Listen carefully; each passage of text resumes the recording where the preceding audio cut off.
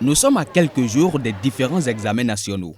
Pour avoir une idée des préparatifs du baccalauréat, nous nous sommes rendus au complexe scolaire La Grande Académie, situé à Akonville. Nous sommes en pleine révision, nous sommes en train de régler et de faire les derniers réglages pour que les enfants puissent avoir les bagages nécessaires pour aller composer.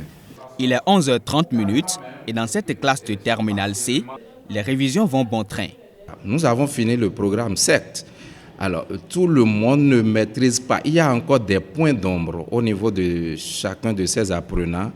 Alors, la première semaine a consisté à avoir ces points d'ombre-là de chaque apprenant, à détailler encore ce qu'ils n'ont pas compris.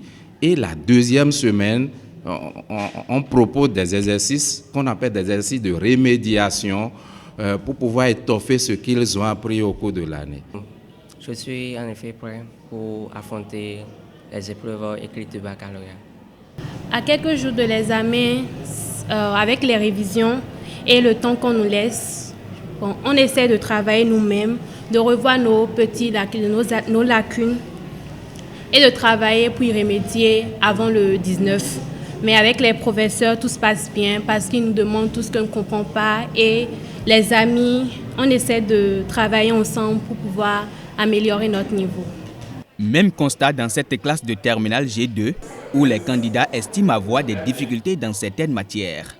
Bon, pour les matières, il y a l'économie et puis le français dans lesquels je ne suis pas encore trop au point. Mais à part ça, je pense que compta, machine, tout ça, là, ça peut aller. Pour l'instant, il y a deux matières qui me dérangent, la mathématique appliquée et le français. Les enseignants rassurent les candidats et leur prodiguent quelques conseils.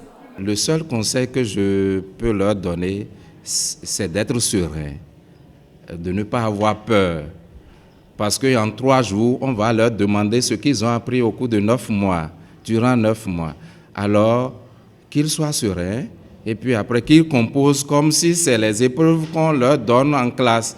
Et ça pourra marcher correctement. Et aussi, il faudrait qu'ils dorment.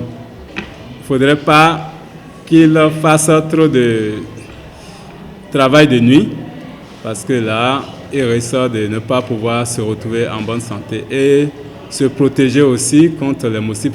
Actuellement, il y a la pluie, donc il faut veiller sur sa santé aussi. En 2016, le taux de réussite au bac était de 30% au plan national.